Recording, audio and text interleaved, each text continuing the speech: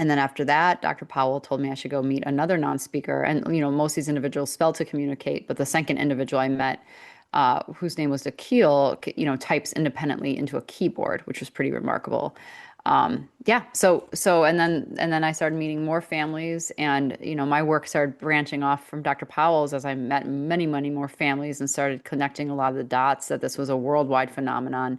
Um, that had been hidden in plain sight for decades. And it wasn't just parents and siblings talking about it. There was rabbis and priests and teachers and communication regulation partners and speech pathologists and principals around the world who knew this was happening and just kept it mum because they didn't think anyone would believe them.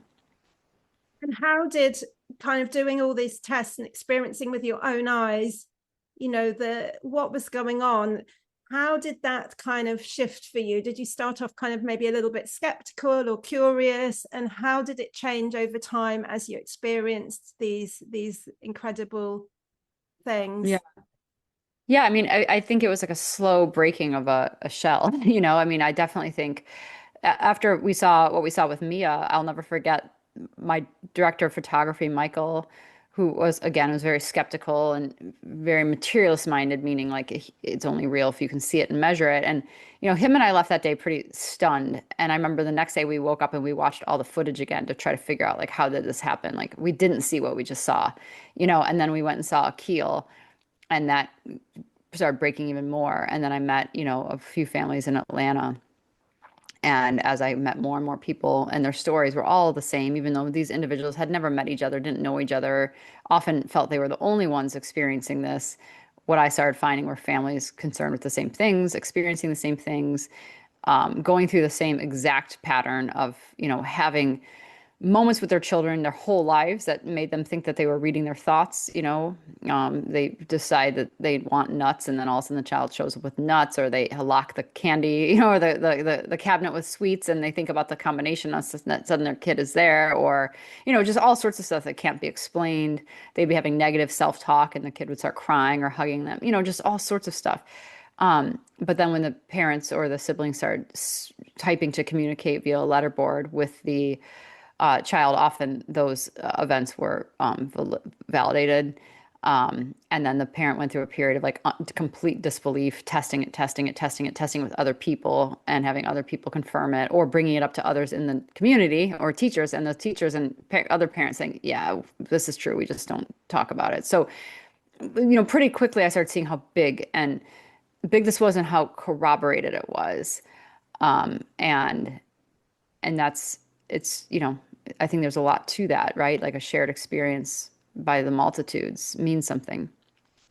And it seems to be more than just telepathy as well. From, listening to the podcast, there were experiences where, it's kind of savant skills or extrasensory perception, like learning languages, calendar calculations, all kinds of things that haven't been learned that can't be accounted for, reading books from the other room that family members reading and knowing all the information. So it seems to be more than just telepathy. What's your understanding of what might be going on there? Yeah, and in the podcast, the Telepathy Tapes, we actually do kind of look into some of the science, and in the film, we kind of explore it even further. And the film's going to be out next spring. But I think there's a few different hypotheses.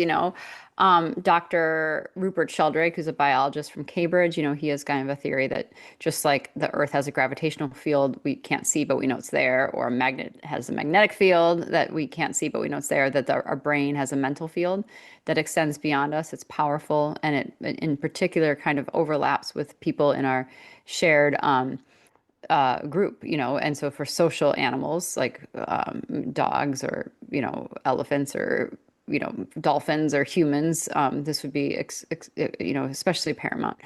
I know there's Dr. Powell is doing some telepathy studies right now, I believe with Stanford, where they're looking at biophotons, like is information transmitted through light.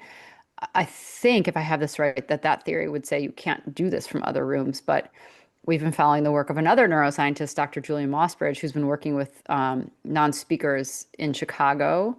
And at this point, she has repeated studies over and over again with non-speakers in different rooms across a building. And I've talked to many parents who say if they have a thought, across the country, or their child can pick it up, or across the world, or so. Um, how do you explain that?